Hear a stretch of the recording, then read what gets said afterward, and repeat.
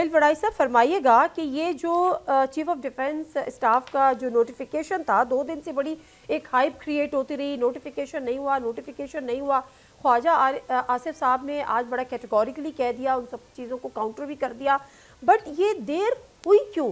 29 was dead line, تو پھر وجہ کیا بنی؟ کیا واقعی دیر ہوئی یا یہ ڈیو پروسیس ہے؟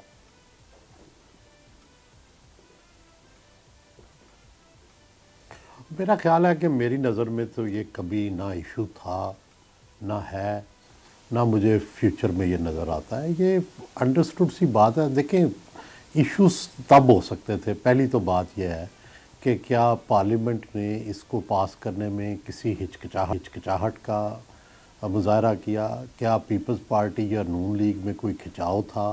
نہیں، بالکل نہیں. کیا حکومت کو اس پہ کوئی اعتراض ہے؟ نہیں. کیا نواز شریف یا وزیر اعظم یا وزیر اعلیٰ اس کو کسی کو اعتراض ہے؟ کسی کو اعتراض ہی نہیں ہے جو اس وقت سیٹ اپ ہے اس میں. تو نوٹیفیکیشن میں تو شاید جب جی ایچ کیو کہے یا جب وہ کہیں گے اس وقت نوٹیفیکیشن ہو جائے گا. مجھے تو کوئی اس میں کوئی ڈیفیکلٹی یا کوئی کبھی ایشو نہیں تھا. یہ میرا خیال ہے خود سیلف کریٹڈ تھا. ایشو تو یہ ہو سکتا ہے کہ اس نوٹیفیکیشن کے نتیجے میں جو تبدیلیاں آنے والی ہیں وہ کیا ہوگا، اس پہ کوئی بات ہی نہیں کر رہا، نہ وہ لوگوں کے زیر بحث ہے. اصل تو وہ بات ہے کہ اس میں رکاوٹ کیا تھی جو یہ اتنا ہوا بنایا جا رہا تھا. میری نظر میں کوئی رکاوٹ نہیں تھی. یہ انڈرسٹوڈ تھا. اور پہلے بھی کیا جو اب سی ڈی ایس کا جو عہدہ ہے، پہلے بھی آرمی چیف ہی نیوی کے، پی ایف کے اور جو ہے بیریا کے وہ انچارج تھے، chairman joint chiefs of staff. پہلے بھی ایک سیریمونیل عہدہ تھا اور ہمیشہ کمانڈ جو آرمڈ فورسز کو کرتے تھے وہ آرمی چیف کرتے تھے. ہاں، جو کانسٹیٹیوشنل ارینجمنٹ تھا اس کے اندر تبدیلی آئی ہے کہ پہلے جو تھا کانسٹیٹیوشن میں chairman joint chief of staff ایک بیلنسنگ فورس کے طور پہ بنایا گیا تھا، لیکن وہ چلا نہیں ہے.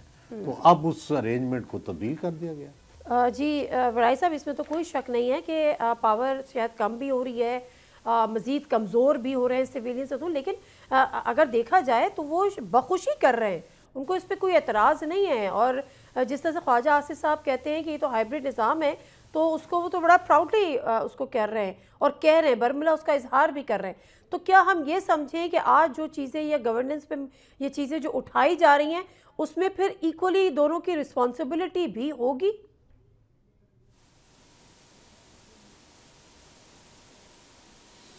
دیکھیں، یہ اس وقت کی جو سیاست ہے نا، یا جو پورا منظر نامہ ہے، یہ عمل اور رد عمل پہ چل رہا ہے. یہ کوئی اصولوں پہ نہیں چل رہا، اور نہ کوئی اس میں ڈیموکریٹک پرنسپلز ہیں، نہ اس میں کوئی پرنسپلڈ کوئی امپلیمنٹیشن ہے.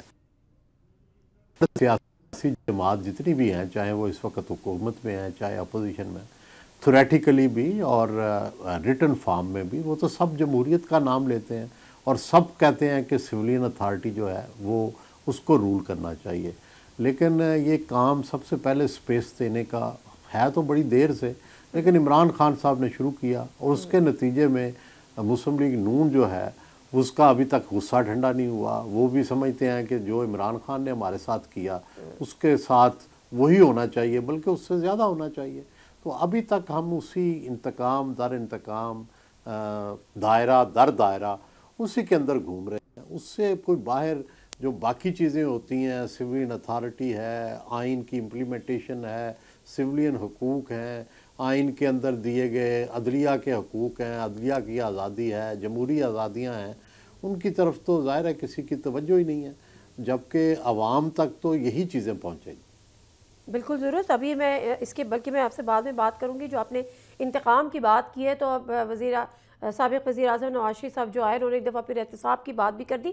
لیکن اس سے پہلے سر، یہ جو گورنر خیبر پختونخوا کی تبدیلی کی باتیں آ رہی ہیں اور کچھ نام بھی سامنے آ رہے ہیں ذرائع سے کہ یہ شاید ہو سکتے ہیں، کیا یہ اشارہ ہے گورنر راج لگائے جانے کا؟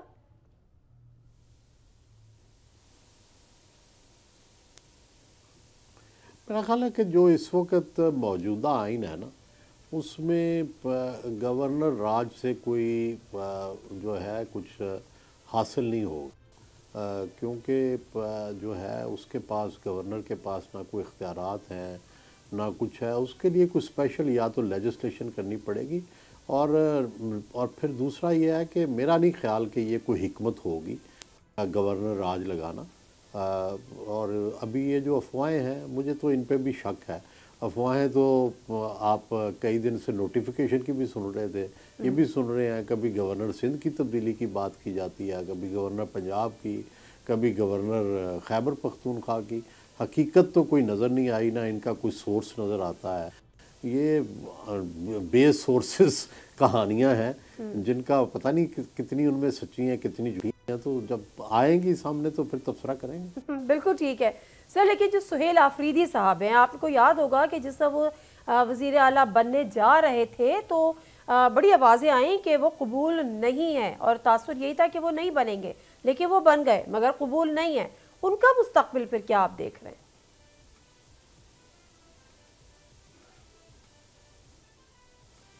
دیکھیں میرے نظر میں تو دیکھیں نا, ایک میرا ویو ہے. میرا ویو تو یہ ہے کہ ظاہر ہے الٹیمیٹلی کہیں جا کر تو آپ کو مذاکرات یا مصالحت یا کوئی راستہ نکالنا پڑے گا.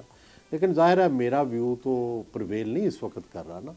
تو اس وقت جو سہیل آفریدی صاحب ہیں وہ بھی مورچہ لگائے بیٹھے ہیں, اور جواب میں ہماری جو اسٹیبلشمنٹ ہے اور اس وقت کی کولیشن گورنمنٹ ہے وہ بھی مورچہ لگائے بیٹھے ہیں. اب دیکھیں کون سرنڈر کرے گا, کون طاقتور ہوگا. لیکن اگر لڑائی ہوتی ہے یا اس طرح گورنر راج لگتا ہے یا اسی طرح جو سہیل آفریدی صاحب ہے کوئی راستہ نہیں نکالنے کی کوشش کرتے, تو یہ نہ ملک کے لیے اچھا ہوگا, نہ یا پی ٹی آئی کے لیے ہوگا, اور نہ ہی مقتدرہ کے لیے اچھا ہوگا. کیونکہ وہ پہلے ہی کے پی کے اندر جو ہے وہ ملیٹنٹ سے نبرد آزما ہے, خوارج جو ہیں ان سے لڑ رہی ہے, اور دوسری طرف پولیٹیکل فورسز سے بھی لڑے گی.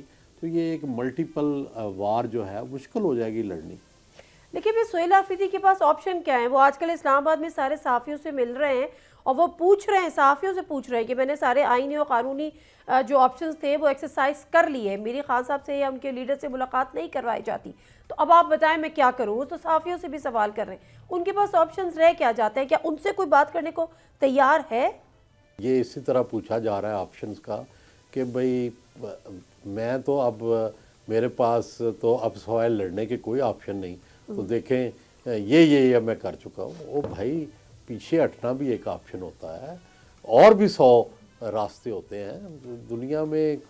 جب بھی دو فریقوں کی لڑائی ہوتی ہے تو یہ نہیں ہوتا کہ ایک فریق کا کوئی ذمہ داری نہ ہو, تو وہ آپ دونوں فریق چاہتے ہیں تو لڑائی ہوتی ہے. تو یہ نہیں ہو سکتا کہ یہ لڑائی جاری رہے. آپشنز موجود ہیں, ان آپشنز کو کون اڈاپٹ کرنا چاہتا ہے اور کون نہیں کرنا چاہتا, دونوں کے پاس آپشنز ہیں. سر آپ کو نہیں لگتا کہ جو پی ٹی آئی ہے وہ بڑی یرغمال ہو گئی ہے سوشل میڈیا؟ اگر وہ پیچھے ہٹتے ہیں تو پھر تو علی امین گنڈا پور بن جاتے ہیں, تو ان کے لیے تو پھر بڑا مشکل راستہ ہو جائے گا. یہ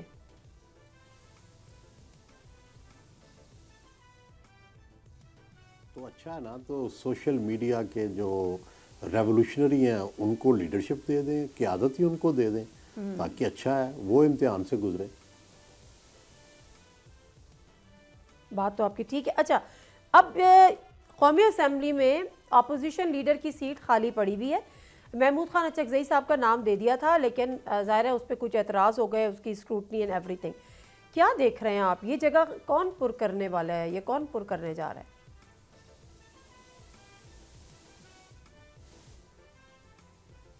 میری رائے میں تو محمود خان اچکزئی جو ہے وہ اس کے لیے ایک اچھے کینڈیڈیٹ تھے, اور محمود اچکزئی صاحب کو اس وقت بڑے وہ بیلنسڈ ہو سکتے ہیں, لیکن ان کو ضرورت اس بات کی بھی ہے کہ تحریک انصاف ان کے ساتھ رہے, اور تحریک انصاف اس وقت چاہتی ہے کہ ایک رویہ ایسا ہو جس سے ایگریشن لگے.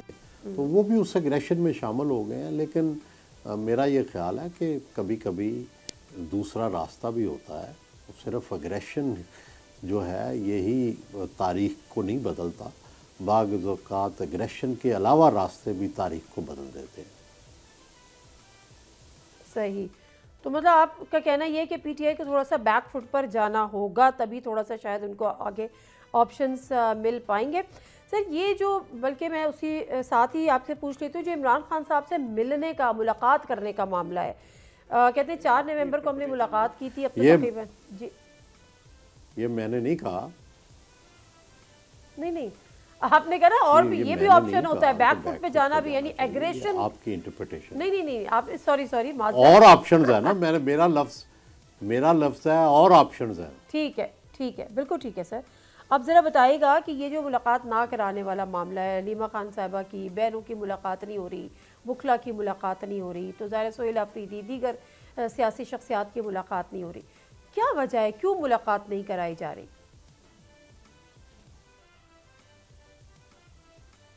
دیکھیں اس میں ایک میری رائے ہے کہ ملاقات ہونی چاہیے، میری رائے ہے کہ ملاقات کی اجازت دینی چاہیے.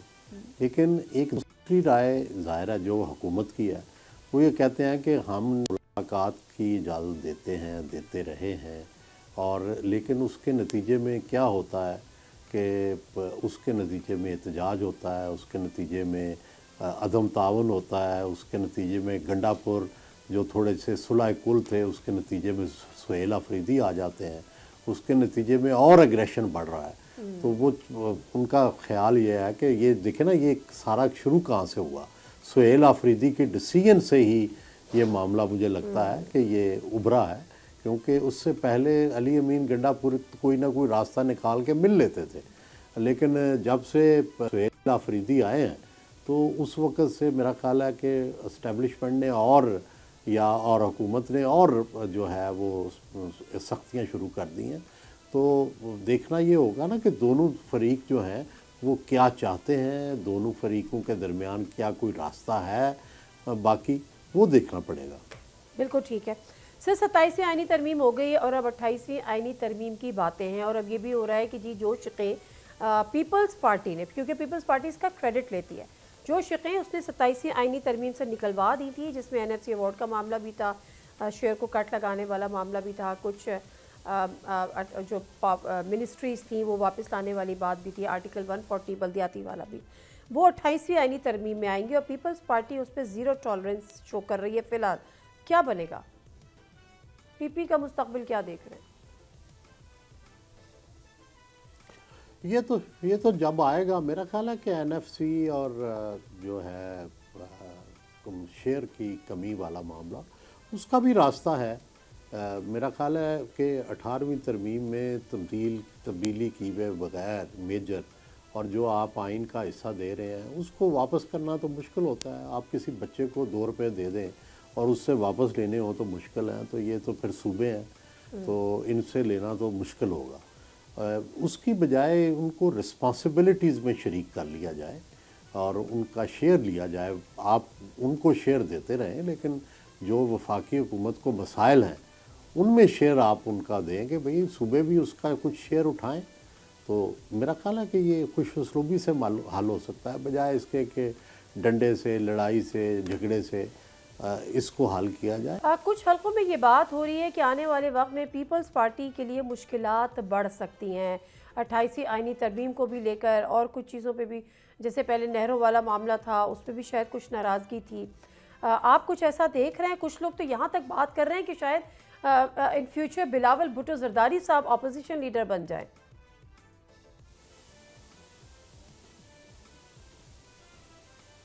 تو جب ہوگا تو دیکھا جائے گا. فی الحال تو ظاہر ہے ایسی کوئی بات نہیں ہے.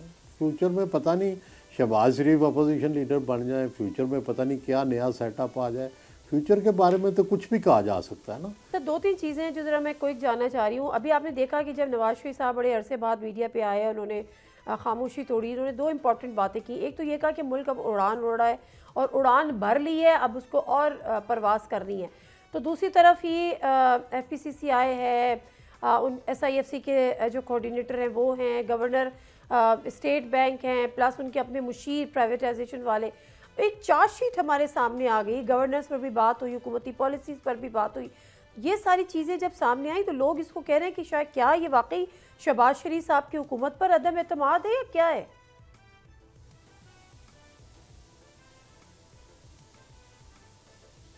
نہیں دیکھیں اس کے دو حصے ہیں. پہلی تو بات یہ ہے کہ شہباز شریف صاحب نے سٹیبلٹی تو لائے ہیں. وہ آپ دیکھیں کہ پہلے ڈالر کی اڑان تھی, ڈیفالٹ کا معاملہ تھا, ایسے لگ رہا تھا کہ آپا دھاپی پھیلی ہوئی ہے. بالکل. اور بالکل کسی بھی معاملے میں, قیمتوں کے معاملے میں, پیٹرول کے معاملے میں, ڈالر کے معاملے میں, ہر جگہ جو تھی نا وہ اوپر نیچے ہو رہا تھا. کم از کم اس کے اندر تھوڑی سٹیبلٹی آئی ہے, اور ظاہر ہے اس میں اسٹیٹ کا بھی کام ہے, اس میں مقتدرہ نے بھی رول ادا کیا ہے, اس میں حکومت نے. دوسری بات ہے کہ کیا کوئی ایسی سبسٹینشل اکنامک کوئی ایسی تبدیلی آئی ہے جس کو ہم کوئی پازیٹیو کہہ سکیں؟ میرا خیال ہے یہاں پہ نہ ہے. دوسری طرف یہ ہے کہ کیا کوئی ایکسپورٹ بڑھی؟ نہیں بڑھی. دوسرا یہ ہے کہ کیا پاکستان میں جو ریونیو تھا, اتنی بڑی جو ہے آپ نے ریولوشنری سٹیپس لیے, لیکن ہر دفعہ ٹارگٹ سے کم ریونیو کی کلیکشن ہو رہی ہے. تو اس معاملے میں دعوے کچھ اور ہیں لیکن حقائق کچھ اور ہیں.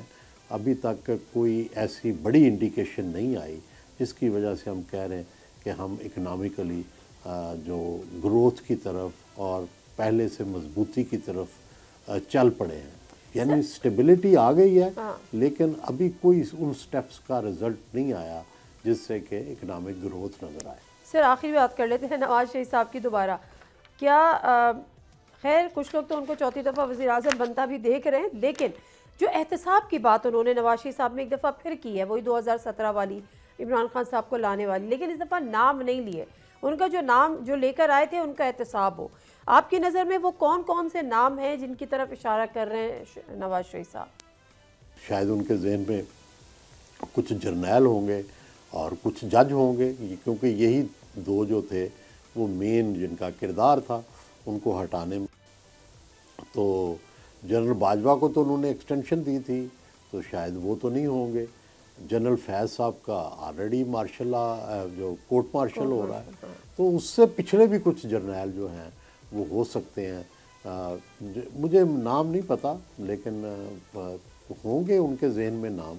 اور ججز تو وہی ہیں جنہوں نے فیصلے دیے ان کے خلاف, چاہے وہ جسٹس کھوسا صاحب تھے, ثاقب نثار صاحب تھے, جسٹس عظمت شیخ تو اس دنیا سے جا چکے ہیں, جسٹس اعتزاز صاحب سے, اعزاز کیا اعتزاز ان کا نام تھا. تو یہ وہ سارے لوگ ہیں جن کے بارے میں ان کا اشارہ ہے. تو وہ سمجھتے ہیں کہ جنرل باجوہ اس میں شامل نہیں تھے, ان کو ہٹانے میں یا عمران خان کو لانے میں؟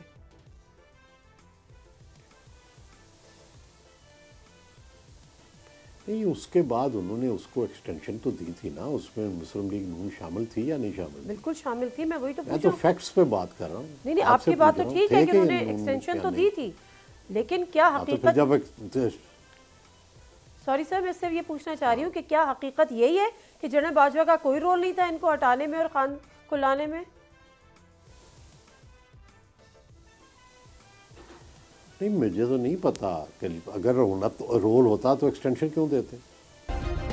سبسکرائب کریں اور بیل دبائیں تاکہ کوئی خبر رہ نہ جائے.